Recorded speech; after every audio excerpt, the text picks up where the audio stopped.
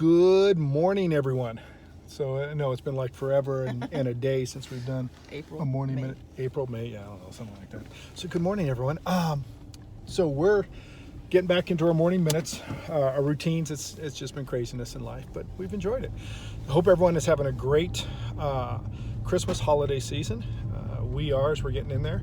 It's getting close. Anyway, speaking of that, so down here, I gotta be careful, huh? Speaking of Christmas. Yeah, speaking of Christmas, are you mocking me again in front of everyone? You're not supposed to be mocking me in front of you. Well, yeah, you can. Everyone else does.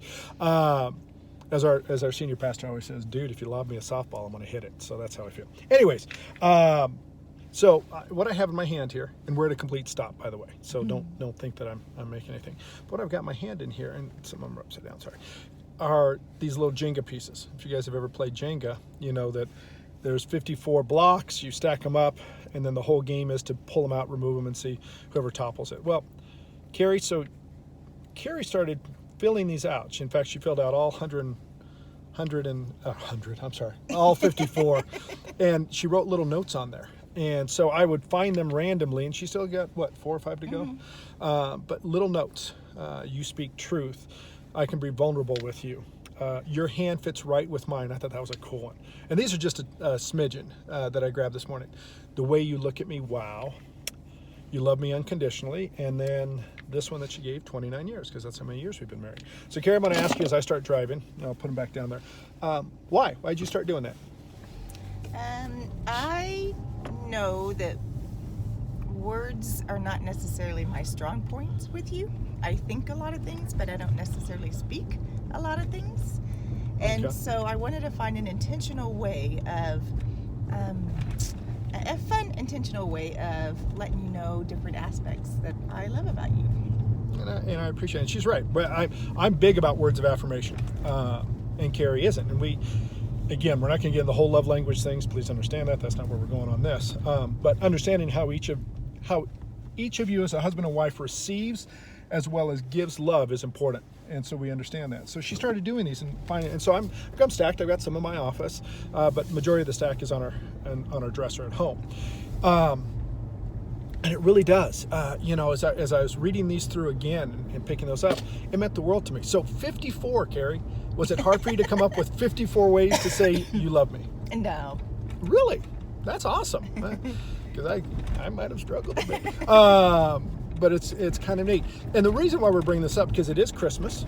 I think so often we get caught up in the Christmas season of buy, and how many gifts, and are we remembering this, and who are we visiting, and food and travel, because we're getting ready to travel for Christmas ourselves. And we lose sight as to the blessings that we have. What's one of the biggest things you would like to take away, Carrie, this Christmas season as a husband and wife for us? I think taking time to enjoy the memories, the not being so busy with everything, that we take time and don't let the little things get to us. Don't sweat the big stuff. Focus on don't sweat the small I'll stuff. be quiet. Yeah, I'll be quiet. Don't sweat the small stuff. Focus on the big things. That when frustrations come our way, we quickly are able to shed them and enjoy the moment. I totally agree. I think that is key of making memories, and you're absolutely right. It's the little things, and I look back on so many of our memories that we've had through Christmas as a family, with our 2 daughters, and now we have 3 grandkids, and we have a son-in-law, and Bailey, our youngest, has a boyfriend, and so the family keeps expanding, and Right. so new memories keep coming in there, and I think it's a priority. What's your priority?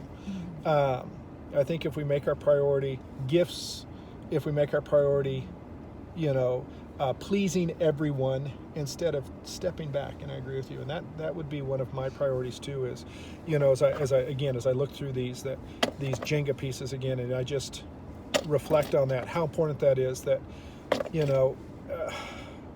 I guess this one that I pulled up, you love me unconditionally. How can we love our spouse this season unconditionally? How can you choose to love your spouse unconditionally? How can you take time to maybe write the notes, or at least speak into their love language, into what makes them feel loved. Because you could easily do something, take out the trash, or I mean, there could be other ways, other words to put on the Jenga blocks. It doesn't have to be about ways that you love. It could be ways that you could serve. I think one of the key things too is once you understand each other is being intentional. I mean, that's the thing, is being intentional to love. I think we've shared this with you guys before in a video. If not, I know we've shared it in our retreats and our conferences, that one of the habits that Carrie and I have made as a husband and wife, and Carrie started it, and so I'm stealing her idea, and what she started, but this is probably almost 10 years in the making, before our feet hit the floor. Every morning as we wake up, before our feet hit the floor, is we pray, we thank God for the one next to us. We thank God for the blessings we have, because there's always blessings. And I think so often we forget about other people's trials and heartaches that they're going through, because to some this is a hard time of the year. It's a first for some. What I mean is this is a new Christmas, a new chapter, a first for either divorce or loss of life or friendships or something to that effect, or illness. But before our feet hit the floor, we thank God for the blessings. And I guarantee you can always find a blessing. But one of the things that Carrie started praying and shared with me one morning, and I've adopted in that, is, Lord, how can I worship you? How can I worship God by loving on the spouse you gave me? Because that's what it is. When we're intentional on loving, when I'm intentional on loving on you, it's not a matter that I'm hoping for something in return. It's unconditional, and it's a form of worship to God, because God placed you in my life. There's no doubt about it. When some of the other Jenga pieces that you said, that's it. But your hand fits right with mine, and I love that one, because that's a God thing to me.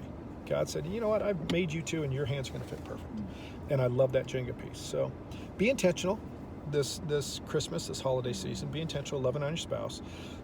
Maybe it's just writing a love letter. Some of you maybe have never written a love letter. Yeah, that's a great idea. Yeah, and that's a gift, because if we go back to the very first Christmas in the manger, it wasn't about the food and the gifts. And some of you are going to say, well, the wise men. Do your background. That happened like 3 years later, by the way. Just thought I'd let you know. That happened when he was a toddler. At least 2 or 3 years later. So focus in on what's important in family, and focus in on your friendships, and focus in on your spouse. Maybe it's your parents, your siblings, but be intentional. Well, thank you guys. Hey, Merry Christmas, and hopefully we're going to get back in the swing of doing more morning minutes, other little tidbits. And so we love you guys. Have a great week. Bye. Bye-bye.